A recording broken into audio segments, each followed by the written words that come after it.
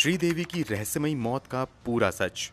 Dubai के कमरा number 2201 में उस रात क्या हुआ।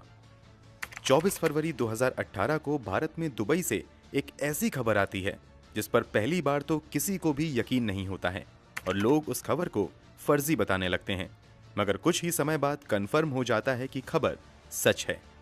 खबर थी बॉलीवुड की पहली सुपरस्टार एक्ट्रेस के तौर पर पहचाने जाने वाली श्रीदेवी के मौत की।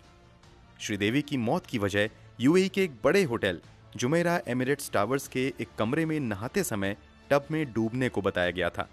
तो क्या सच में श्रीदेवी की मौत डूबने की वजह से हुई थी?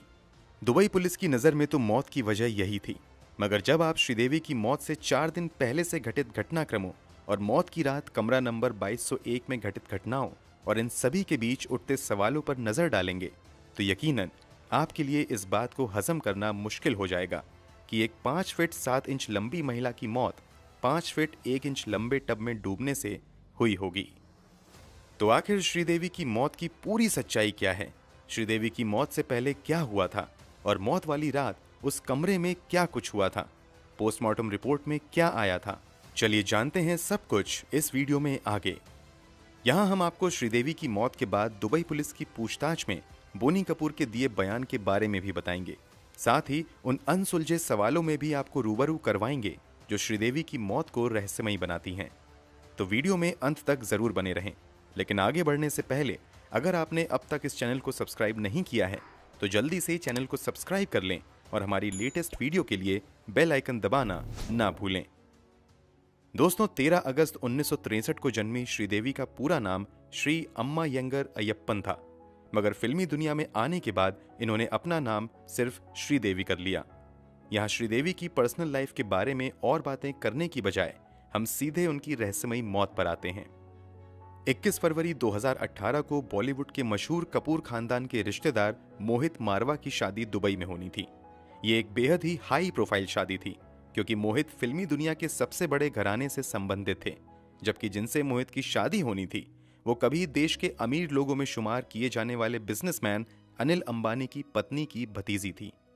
शादी के लिए बिजनेस वर्ल्ड और फिल्मी दुनिया के कई नामचीन लोगों को इनविटेशन भेजा गया था और कई बड़ी हस्ती शादी में शामिल होने वाले थे। क्योंकि शादी के दिन करीब आ रहे थे, इसलिए शादी में शामिल होने के लिए मेहमानों के दुबई जाने का सिलसिला भी शुरू हो गया था। इसी क्रम में 18 फरवरी 2018 को श्रीदेवी अपने पति बोनी कपूर और छोटी बेटी खुशी के साथ दुबई के लिए निकल जाते हैं। श्रीदेवी की बड़ी बेटी जानवी कपूर इस शादी में नहीं जा रही थी क्योंकि उस समय जानवी फिल्म धड़क की शूटिंग में व्यस्त थी। ये तीनों तय कार्यक्रम के अनुसार ही दुबई पहुंच जाते हैं। 19 फरवरी को श्रीदेवी अपनी एक खूबसूरत तस्वीर इंस्टाग्राम पर पोस्ट करते हुए बताती हैं कि वो दुबई में आ चुकी हैं। 20 फरवरी से शादी के फंक्शन की शुरुआत हो जाती है। शादी से जुड़ी पहली फंक्शन की तस्वीर बॉलीवुड के मशहूर डिजाइनर मनीष मल्होत्रा अपने इंस्टाग्राम अकाउंट पर पोस्ट करते हैं, जिसमें श्रीदेवी भी नजर आ रही थीं। इस तस्वीर में सभी काफी खुश थे। इसके अलावा मनीष मल्होत्रा एक और फोटो इंस्टाग्राम पर पोस्ट करते हैं जिसमें श्रीदेवी के साथ अनिल कपूर, करण जौहर और खुद मनीष मल्होत्रा भी नजर आ रहे थे। 21 फरवरी को बड़े धूमधाम से शादी होती है। शादी के दिन यानी 21 फरवरी 2018 को श्रीदेवी एक बार फिर से अपने इंस्टाग्राम अकाउंट पर एक फोटो पोस्ट करती हैं जिसमें वो मोहित मारवा की पत्नी अंतरा मोटीवाला का स्वागत कर रही थीं। इस फोटो में श्रीदेवी और अंतरा के साथ खुशी और बोनी कपूर भी नजर आ रहे थे। इस शादी के दौरान श्रीदेवी खूब एंजॉय करती हैं और वो जमकर ठुमके भी लगाती हैं। 21 फरवरी को शादी का सभी फंक्शन खत्म हो जाता है। बिजी शेड्यूल होने की वजह से श्रीदेवी के पति बोनी कपूर 21 फरवरी को ही अपनी बेटी खुशी के साथ भारत वापस आ जाते हैं क्योंकि बोनी कपूर को उत्तर प्रदेश इन्वेस्टर समिट में शामिल होना था। इन लोगों के साथ श्रीदेवी वापस नहीं आती हैं। श्रीदेवी के ना आने के पीछे 2 वजह बताई जाती हैं। एक दावा यह किया गया कि श्रीदेवी की एक बहन दुबई में ही रहती थी और वो उनसे मिलना चाहती थी, इसलिए वो दुबई में ही रुक गई थी। दूसरा दावा किया जाता है कि श्रीदेवी के वापस ना आने की एक बड़ी वजह यह थी कि वो अपनी बड़ी बेटी जानवी कपूर के लिए कुछ शॉपिंग करना चाहती थी, क्योंकि जानवी फिल्म शूटिंग में बिजी होने की वजह से शादी में नहीं आ पाई थी। इसलिए Sridevi hotel Jumeirah Emirates towers में ही रुक जाती हैं। उन्हें 2201 कमरा नंबर मिलता है। प्लान के मुताबिक अगले दिन 22 फरवरी 2018 को Boney Kapoor UP investors summit में भाग लेते हैं जो लखनऊ में आयोजित किया गया था। इस प्रोग्राम के बाद बोनी कपूर अगले दिन 23 फरवरी को अपने एक दोस्त की बर्थडे पार्टी में नजर आते हैं। इधर दुबई में रुकी श्रीदेवी 24 फरवरी को बोनी कपूर से फोन पर बात करती हैं और कहती हैं कि मैं तुम्हें बहुत ज्यादा मिस कर रही हूं। फिर इन दोनों की फोन पर इधर उधर की बातें होती हैं और थोड़ी देर बाद बोनी कपूर फोन रख देते हैं। चूंकि श्रीदेवी फोन पर कहती हैं कि वो बोनी कपूर को मिस कर रही हैं, इसलिए बोनी कपूर श्रीदेवी को सरप्राइज देने का फैसला करते हैं और वो श्रीदेवी को बिना बताए 24 फरवरी को ही शाम में दुबई के लिए निकल जाते हैं। अब 24 फरवरी यानी श्रीदेवी की मौत वाले दिन की दो कहानियां हैं। दुबई के एक न्यूज़पेपर खलीज टाइम्स के मुताबिक 24 फरवरी 2018 की घटना के बारे में पुलिस पूछताछ के दौरान बोनी कपूर को दिए बयान के अनुसार लगभग 6:20 के आसपास शाम में बोनी कपूर होटल पहुंचते हैं और वो कमरा नंबर 2201 पर नॉक करते हैं। श्रीदेवी इसी कमरे में थीं। आवाज सुनते ही श्रीदेवी कमरा खोलती हैं और वो बोनी कपूर को देखकर सरप्राइज्ड रह जाती हैं और काफी खुश भी होती हैं। फिर दोनों कुछ देर आपस में बातें करते हैं। बातों ही बातों में बोनी कपूर श्रीदेवी से डिनर पर साथ चलने की रिक्वेस्ट करते हैं। बयान के अनुसार श्रीदेवी भी मान जाती हैं। होटल के कमरे में दाखिल होने के बाद बोनी कपूर और श्रीदेवी लगभग आधे घंटे तक आपस में बातें करते हैं। फिर श्रीदेवी कहती हैं कि वो डिनर पर जाने से पहले फ्रेश होना चाहती हैं। इसी के बाद श्रीदेवी लगभग 7 बजे के करीब बाथरूम में नहाने के लिए चली जाती हैं, जबकि बोनी कपूर कमरे में बैठकर टेलीविजन पर क्रिकेट मैच देखने लगते हैं। ये मैच भारत और दक्षिण अफ्रीका की टीम के बीच खेला जा रहा था। मैच देखते देखते लगभग 20 मिनट हो जाते हैं। तब बोनी कपूर नोटिस करते हैं कि श्रीदेवी अब तक बाथरूम से नहाकर नहीं निकली हैं। इस पर वो आवाज लगाते हैं और कहते हैं कि हमें लेट हो रहा है, जल्दी करो, मगर अंदर से कोई जवाब नहीं आता है। इसके थोड़ी देर बाद बोनी कपूर उठकर बाथरूम के करीब जाते हैं और वहां पर खड़े होकर आवाज लगाते हैं, मगर इस बार भी उन्हें अंदर से कोई जवाब नहीं मिलता है। अब इसके बाद बोनी कपूर बाथरूम के अंदर झांक कर देखते हैं तो श्रीदेवी कहीं नजर नहीं आती हैं। हड़बड़ाहट के साथ बोनी कपूर सीधे बाथरूम के अंदर पहुंच जाते हैं। जैसे ही वो अंदर जाते हैं, उनकी नजर सीधे बाथ टब पर पड़ती है, जो पूरी तरीके से पानी से भरा हुआ था और श्रीदेवी उसी में औंधे मुंह पड़ी हुई थी। तुरंत बोनी कपूर श्रीदेवी को वहां से उठाते हैं और बाथरूम के ही फर्श पर लिटा देते हैं। वो लगातार श्रीदेवी को कई आवाज लगाते हैं, मगर श्रीदेवी के शरीर में किसी तरह की कोई हरकत नजर नहीं आती है। इसके बाद तुरंत बोनी कपूर अपने एक करीबी दोस्त को फोन लगाते हैं, जो उस समय दुबई में ही जुमेरा एमिरेट्स टावर्स होटल के करीब ही ठहरा हुआ था। वो तुरंत श्रीदेवी के कमरे में पहुंच जाता है। श्रीदेवी की स्थिति को देखते हुए दोस्त के आने के बाद होटल के इमरजेंसी डिपार्टमेंट में फोन किया जाता है और डॉक्टर को बुलाया जाता है। डॉक्टर आते ही कंफर्म कर देता है कि श्रीदेवी की सांसें थम गई हैं। फिर भी श्रीदेवी को अल रशीद हॉस्पिटल ले जाया जाता है। यहाँ भी डॉक्टर देखते ही कंफर्म कर देते हैं कि श्रीदेवी की मौत हो चुकी है। मौत की पुष्टि होने के बाद दुबई के स्थानीय समय के अनुसार रात के लगभग 9 बजे दुबई पुलिस को श्रीदेवी की मौत की खबर दी जाती है। तुरंत पुलिस भी आ जाती है और जांच पड़ताल शुरू हो जाती है। दुबई पुलिस की जांच में क्या खुलासा होता है वो हम आपको आगे बताएंगे। फिलहाल हम आपको बताते हैं कि श्रीदेवी के मौत वाले दिन की दूसरी कहानी क्या है। अगर आपने अब तक वीडियो ध्यान से देखा होगा तो आपको याद होगा कि हमने थोड़ी देर पहले बताया है कि उस दिन श्रीदेवी दुबई के मशहूर जुमेरा एमिरेट्स टावर्स होटल में ठहरी हुई थी। इसी होटल के सर्विस स्टाफ के एक मेंबर ने जो दावा किया था वो बोनी कपूर की कहानी से बिल्कुल ही अलग है। सर्विस स्टाफ के मेंबर के दावे के अनुसार 24 फरवरी 2018 की शाम को श्रीदेवी ने अपने कमरे से रूम सर्विस के लिए फोन किया और एक गिलास पीने का पानी लाने को कहा। स्टाफ के मुताबिक थोड़ी देर बाद होटल का एक स्टाफ पानी लेकर श्रीदेवी के कमरा नंबर 2201 के बाहर आ गया और वो डोरबेल बजाने लगा। काफी देर तक डोरबेल बजाने के बावजूद कमरा नहीं खुला। इसके बाद उस स्टाफ ने अपने सीनियर को जानकारी दी और एक साथ कई लोग आ गए। फिर से बेल बजाया गया और जब दरवाजा नहीं खुला तो स्टाफ ने मास्टर की से दरवाजा खोलने का फैसला किया और अंदर दाखिल हो गया। अंदर गया तो श्रीदेवी वहां भी नहीं थी। फिर इधर उधर देखने पर पता चला कि दूसरे कमरे से अटैच रूम के बाथरूम का दरवाजा खुला हुआ है और श्रीदेवी बेहोशी की हालत में बाथरूम के फ्लोर पर पड़ी हुई हैं। श्रीदेवी की इस हालत को देखकर तुरंत होटल के इमरजेंसी डिपार्टमेंट में फोन किया गया और मेडिकल टीम को बुलाया गया। स्टाफ के बयान के अनुसार उस समय श्रीदेवी की सांसें चल रही थीं, इसलिए बिना समय गवाए उन्हें अल रशीद हॉस्पिटल ले जाया गया, मगर यहाँ डॉक्टरों ने शुरुआती जांच के बाद ही कंफर्म कर दिया कि श्रीदेवी की डेथ हो गई है। इस तरह आप समझ गए होंगे कि बोनी कपूर के बयान में और स्टाफ मेंबर के बयान में जमीन आसमान का अंतर है। इसके बावजूद हैरानी की बात तो ये थी कि दुबई पुलिस ने होटल स्टाफ को अपनी जांच में आगे शामिल ही नहीं किया, और जब दुबई की स्थानीय न्यूज़पेपर ने होटल स्टाफ के इस बयान को छापा, तब भी दुबई पुलिस की ओर से इस दावे की जांच नहीं की गई, बल्कि पुलिस ने बोनी कपूर के बयान के अनुसार ही मामला दर्ज करते हुए जांच आगे बढ़ाई। खैर, 24 फरवरी 2018 को जब श्रीदेवी की डेथ कंफर्म हो गई तो दुबई पुलिस ने तुरंत लाश को अपने कब्जे में कर लिया और उसे पोस्टमार्टम के लिए भेज दिया गया। इधर ये खबर भारत में भी पहुंच गई, मगर आधिकारिक रूप से कपूर खानदान की ओर से श्रीदेवी को लेकर कोई बयान जारी नहीं किया गया था। हालांकि कुछ ही देर बाद बोनी कपूर के भाई संजय कपूर ने इस बात की पुष्टि कर दी कि श्रीदेवी की मौत दुबई में हो गई है। साथ ही उन्होंने बताया कि ये मौत सीवियर कार्डियक अरेस्ट यानी अचानक हृदय गति रुकने की वजह से हुई है। श्रीदेवी की मौत के तुरंत बाद इस पूरे मामले को दुबई पुलिस ने अपने हाथों में ले लिया था, लेकिन बाद में इस मामले को दुबई पब्लिक प्रोसिक्यूशन को दे दिया गया और अब यही टीम श्रीदेवी की मौत की जांच कर रही थी। खलीज टाइम्स के मुताबिक जांच की शुरुआत सबसे पहले बोनी कपूर से हुई थी। दुबई के एक बड़े अखबार का दावा था कि लगभग 3 से 4 घंटे तक बोनी कपूर से लगातार पूछताछ की गई, जबकि दुबई के एक दूसरे बड़े अखबार ने दावा किया कि बोनी कपूर से पूछताछ नहीं की गई है, बल्कि सिर्फ उनका बयान दर्ज किया गया है। कुल मिलाकर बोनी कपूर की पूछताछ के बाद उन्हें छोड़ दिया गया और शव को भारत लाने की प्रक्रिया शुरू हो गई। क्योंकि मामला काफी हाई प्रोफाइल था, इसलिए दुबई पुलिस काफी तेजी से और पूरी सावधानी के साथ इस मामले की जांच कर रही थी। 25 फरवरी को ही पोस्टमार्टम किया गया और उसमें जो खुलासा हुआ वो थोड़ा हैरान करने वाला था।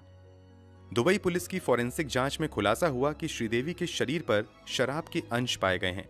इसके अलावा दूसरी जांच से भी कंफर्म हो गया कि मृत्यु के समय श्रीदेवी शराब के नशे में थी और नशे की हालत में वो बाथरूम में नहाने गईं, जहां उनका बैलेंस बिगड़ गया और वो बाथरूम के ही टब में मुंह के बल गिर गईं। फिर उन्हें संभलने का मौका नहीं मिला और इस कारण डूबने की वजह से उनकी मौत हो गई। पोस्टमार्टम रिपोर्ट में एक्सीडेंटल ड्राउनिंग को कॉज ऑफ डेथ बताया गया। इसके अलावा पोस्टमार्टम के दौरान ये भी साफ हो गया कि श्रीदेवी के फेफड़े में बहुत ज्यादा पानी भर गया था। ये बात भी इस बात की ओर इशारा कर रही थी कि श्रीदेवी की मौत पानी में डूबने की वजह से ही हुई है। पोस्टमार्टम और कई जांच होने के बावजूद दुबई पुलिस श्रीदेवी की लाश को रिलीज नहीं कर रहा था, क्योंकि कुछ जांच और बाकी थे। साथ ही कागजी कार्यवाही भी पूरी होने में समय लग रहा था। अगले कुछ दिनों की जांच में ये तलाशने की कोशिश की गई कि कहीं श्रीदेवी को जहर देकर तो नहीं मारा गया है, लेकिन जांच में किसी भी तरह के जहरीले पदार्थ श्रीदेवी के शरीर में नहीं मिले। जब दुबई पुलिस की नजर में श्रीदेवी की मौत की वजह बिल्कुल स्पष्ट हो गई, तो आखिरकार 27 फरवरी को दुबई पुलिस ने श्रीदेवी से जुड़े केस को बंद कर दिया और अब लाश को भारत भेजने की अंतिम तैयारी शुरू हो गई। भले ही ये मामला काफी हाई प्रोफाइल था, इसके बावजूद दुबई में कागजी कार्यवाही पूरी होने में काफी समय लग रहा था। उधर बोनी कपूर जल्द से जल्द श्रीदेवी शव को भारत लाना चाहते थे ताकि उनका अंतिम संस्कार किया जा सके। कहा जाता है कि जब अनिल अंबानी और बोनी कपूर की कोशिशें नाकाम हो गईं, तो बोनी कपूर ने शाहरुख खान से संपर्क किया कि वो अपनी पहुंच और पहचान का इस्तेमाल करते हुए जल्द से जल्द कागजी कार्रवाई को पूरी करवा दें ताकि श्रीदेवी के शव को भारत ले जाया जा सके। क्योंकि शाहरुख खान के पहचान वालों की तादाद दुबई में बहुत ज्यादा है, इसलिए प्रक्रिया में थोड़ी रफ्तार जरूर पकड़ी, मगर परिवार वाले अब भी संतुष्ट नहीं थे और जिस रफ्तार से कागजी कार्यवाही पूरी हो रही थी, उस हिसाब से शव को भारत लाने में 1 हफ्ते से ज्यादा का समय लग सकता था। पूरा कपूर खानदान काफी परेशान था कि इसी बीच उनकी मुलाकात यूएई में रहने वाले अशरफ थमरसरी नाम के शख्स से हो गई। शायद आपने भी इस शख्स के बारे में पहले कभी नहीं सुना होगा, मगर ये शख्स मुसीबत के मारों के लिए किसी मसीहा से कम नहीं है। यूएई में जिनका कोई सहारा नहीं होता, उनका सहारा अशरफ थमरसरी ही बनते हैं। दरअसल अशरफ थमरसरी केरल के रहने वाले हैं। ये वर्षों पहले बतौर ट्रक ड्राइवर यूएई गए थे। इसी दौरान उन्होंने शुरू में ही देखा कि जब कोई विदेशी कामगार यूएई में मरता है तो उसके शव को भारत या उसके संबंधित देश भेजने में काफी परेशानी होती है। ऐसे में अशरफ ने लोगों की मदद करना शुरू कर दी और देखते ही देखते ये यूएई में बेसहारों के सहारा बनते चले गए। 2018 तक अशरफ 5,670 शवों को भारत, पाकिस्तान, बांग्लादेश, इंडोनेशिया फिलीपींस जैसे देशों में भेज चुके थे। इनमें से 4000 से ज्यादा लोगों के शव तो भारत ही आए थे। चूंकि अशरफ अब तक हजारों लोगों के शव को भारत भेज चुके थे, इसलिए इन्हें अच्छे से पता था कि एक शव को भारत भेजने के लिए कौन कौन सी कागजी कार्रवाई पूरी करनी होती है और इन कामों को कैसे जल्द से जल्द कराया जा सकता है, इसका भी आइडिया अशरफ को था। अशरफ की पहचान भी दुबई की सरकारी डिपार्टमेंट में काफी अच्छी खासी हो गई थी, इसलिए श्रीदेवी के शव को भी भारत भेजने का काम इन्होंने अपने हाथों में लिया और अपनी कोशिशों के दम पर बस कुछ ही घंटों में सभी पेपर क्लियर करवा लिए और आखिरकार 27 फरवरी की रात श्रीदेवी का शव भारत लाने का रास्ता साफ हो गया। दुबई से श्रीदेवी का शव अनिल अंबानी के पर्सनल चार्टर प्लेन से मुंबई लाया गया। यहां 28 फरवरी 2018 को मुंबई में पूरे राजकीय सम्मान के साथ श्रीदेवी का अंतिम संस्कार किया गया। भले ही श्रीदेवी का अंतिम संस्कार हो गया, मगर सवालों और कयासों का दौर यहां नहीं थमा, बल्कि बीतते समय के साथ एक के बाद एक कई सवाल उठते चले गए, जिसका जवाब ना तो कभी बोनी कपूर ने दिया और ना ही दुबई पुलिस ने उन सवालों के जवाब ढूंढने में कोई दिलचस्पी दिखाई। यही वजह थी कि कयास लगाए जाने लगे कि शायद श्रीदेवी की हत्या बेहद ही चालाकी से की गई है। तो चलिए अब हम उन सवालों पर नजर डालते हैं जो श्रीदेवी की मौत को रहस्यमयी बनाता है और हत्या की थ्योरी को बल देता है। सबसे पहला सवाल तो यही है कि श्रीदेवी की मौत वाले दिन यानी 24 फरवरी को लेकर दो थ्योरी मीडिया में आई। एक कहानी थी कि श्रीदेवी को सबसे पहले बाथटब में गिरे हुए बोनी कपूर ने देखा, जबकि दूसरी कहानी ये कहती है कि होटल के सर्विस स्टाफ में से किसी ने श्रीदेवी को बाथरूम के फ्लोर पर बेहोशी की हालत में देखा और वही लोग श्रीदेवी को होटल से हॉस्पिटल लेकर गए। अब ऐसे में सवाल है कि आखिर इन दोनों में किसका दावा सच्चा था। अगर इन दोनों थ्योरी की गहराई से जांच की जाती तो शायद वो सच बाहर आ सकता था, जो सभी की नजरों से आज तक ओझल है। दूसरा सवाल कुछ ऐसा है जो बोनी कपूर को ही सवालों के घेरे में खड़ा करता है। बोनी कपूर के बयान के अनुसार जब उन्होंने बाथरूम में जाकर देखा तो श्रीदेवी बाथटब में बेहोश पड़ी हुई थी और उन्होंने वहां से उन्हें निकालकर फिर उन्होंने अपने एक दोस्त को फोन किया। सबसे बड़ा सवाल तो यही है कि आमूमन इमरजेंसी की हालत में लोग तुरंत डॉक्टर की तरफ भागते हैं और डॉक्टर को याद करते हैं, मगर बोनी कपूर होटल के इमरजेंसी डिपार्टमेंट में कांटेक्ट करने की बजाय या किसी डॉक्टर को फोन करने की बजाय दोस्त को फोन करने में लग गए। दोस्त को फोन करने और दोस्त के होटल पहुंचने तक में काफी समय बीत गया। आखिर इतने समय तक बोनी कपूर खामोश क्यों रहे और उन्होंने श्रीदेवी को जल्द से जल्द हॉस्पिटल ले जाने की कोशिश क्यों नहीं की? उन्होंने पुलिस को फोन क्यों नहीं किया और सबसे बढ़कर उन्होंने होटल के मेडिकल टीम से कांटेक्ट क्यों नहीं किया? इन सवालों के जवाब आज तक नहीं मिल पाए। श्रीदेवी की मौत के बाद डायरेक्टर सुनील सिंह ने खुलासा किया कि कुछ समय पहले ही ओमान में श्रीदेवी ने अपना 240 करोड़ रुपए का इंश्योरेंस करवाया था। इंश्योरेंस की शर्त यह थी कि अगर श्रीदेवी की नेचुरल डेथ होती है तो इस स्थिति में इंश्योरेंस कंपनी से उनके आश्रितों को 240 करोड़ रुपए की मोटी रकम दी जाएगी, मगर इस इंश्योरेंस की एक शर्त यह थी कि पैसा तभी मिलेगा जब श्रीदेवी की मौत दुबई में होगी। ये शर्त बहुत अजीब लगती है, फिर भी बड़े पैमाने पर इंश्योरेंस वाली थ्योरी ने सुर्खियां बटोरी और लोगों ने दावा किया हो ना हो शायद इंश्योरेंस की रकम पाने के लिए ही ये पूरी साजिश रची गई हो। इसी दावे के साथ सुनील सिंह ने हाई कोर्ट और फिर सुप्रीम कोर्ट में श्रीदेवी की मौत की इंडिपेंडेंट जांच करवाने की अर्जी भी डाली थी, मगर उस अर्जी को खारिज कर दिया गया था। फिर भी इस इंश्योरेंस वाली थ्योरी और इंश्योरेंस के दुबई वाले शर्त को सिरे से नकारा नहीं जा सकता है। हैरानी की बात यह रही कि इस पर भी कभी कोई स्पष्ट जवाब बोनी कपूर की ओर से नहीं आया और ना ही दुबई पुलिस ने इस बात की जांच करने की जहमत उठाई। इस पूरे मामले में जिसे श्रीदेवी की मौत की वजह माना जा रहा है, वही सबसे बड़ा सवाल भी पैदा करता है। कहा जाता है कि श्रीदेवी की मौत बाथटब में डूबने की वजह से हुई, जबकि बाद में कुछ मीडिया रिपोर्ट में खुलासा हुआ कि जिस होटल में श्रीदेवी ठहरी हुई थी उस होटल के बाथटब की लंबाई महज 5 फुट 1 इंच थी, जबकि श्रीदेवी की कुल लंबाई 5 फुट 7 इंच थी। ऐसे में क्या यह संभव है कि कोई 5 फीट 7 इंच का व्यक्ति 5 फीट 1 इंच के बाथटब में डूब जाए? शायद तभी संभव है जब उसे कोई और बाहर से कंट्रोल कर रहा हो। मौत के कारणों को लेकर भी पहले कुछ और कहा गया और बाद में कुछ और ही खुलासा हुआ। भारत में श्रीदेवी की मौत की जानकारी देते हुए श्रीदेवी के देवर संजय कपूर ने कहा कि श्रीदेवी की मौत हार्ट अटैक से हुई है, जबकि पोस्टमार्टम में खुलासा हुआ कि श्रीदेवी की मौत डूबने की वजह से हुई है। तो आखिर ये हार्ट अटैक की बात कहां से आई? श्रीदेवी के कुछ करीबियों ने दावा किया था कि श्रीदेवी जरूर शराब पीती थीं, मगर वो कभी भी इतना ज्यादा नहीं पीती थीं कि कंट्रोल के बाहर हो जाएं, बल्कि वो बहुत कम और कभी कभार ही पीती थीं। ऐसे में एक सवाल उठता है कि शायद किसी ने जबरदस्ती उन्हें बहुत ज्यादा शराब पिला दी हो, जो उनकी मौत का कारण बना। शादी के बाद बोनी कपूर और उनकी बेटी खुशी कपूर दुबई से वापस आ गए थे, जबकि श्रीदेवी वहीं रुक गई थी। कहा गया कि श्रीदेवी अपनी बेटी जानवी के लिए शॉपिंग करने तथा अपनी बहन से मिलने के लिए रुक गई हैं, जबकि होटल रिकॉर्ड से पता चलता है कि 22 तारीख को इस होटल में चेक इन करने के बाद अगले 48 घंटे तक, यानी मौत के समय तक, श्रीदेवी अपने कमरे से एक बार भी बाहर नहीं आई। तो जब वो शॉपिंग करने आई थीं, तो भला खुद को कमरे में बंद क्यों कर लिया था? क्या वहां कोई और था? आखिर कमरे से बाहर ना आने की वजह क्या हो सकती है? कोई नहीं जानता। ये भी रहस्य है। ये कुछ अनसुलझे सवाल तो हैं जो श्रीदेवी की नेचुरल डेथ वाली थ्योरी पर सवाल खड़े करते हैं और श्रीदेवी की मौत को रहस्यमयी बनाते हैं। इसके अलावा भारत के कुछ आला अधिकारियों ने दावा किया था कि श्रीदेवी की मौत नहीं बल्कि हत्या हुई थी, और ये दावा करने वाले कोई मामूली अधिकारी नहीं बल्कि एक राज्य के डीजीपी और दूसरे बड़े अधिकारी थे। इन सभी दावों में सबसे बड़ा दावा केरल के डीजीपी ऋषिराज सिंह का था। उन्होंने दावा करते हुए कहा था कि उन्होंने अपने स्तर से इस केस को समझने की कोशिश की और कई विशेषज्ञों से बात की। दावे के अनुसार 1 फीट गहरे बाथटब में कोई व्यक्ति तभी डूबकर मर सकता है जब किसी ने उसका पैर पकड़ कर रखा हो। इसलिए कहा जाता है कि श्रीदेवी की मौत सामान्य नहीं है बल्कि शायद उनकी हत्या हुई है।